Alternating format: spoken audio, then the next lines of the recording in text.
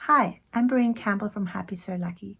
I'm a modern quilt designer, instructor, and community project coordinator.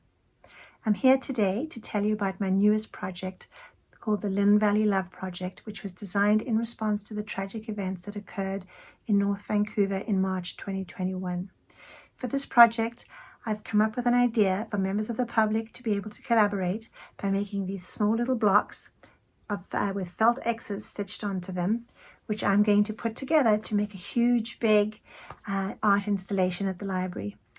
I encourage you to join me in being a part of this very special collective healing art installation project. You will need the following supplies: 1 3 by 3 inch square of white quilting weight cotton, 1 square of felt about 2 1/4 inches squared, and it should be in this color palette, so warm brights, anything from yellow to orange to red to pink to sort of a fuchsia color.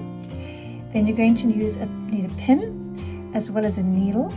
It's best to use a chenille needle as they have a larger eye and a nice sharp point, so make sure that you have a pointy tip and a nice big eye for threading.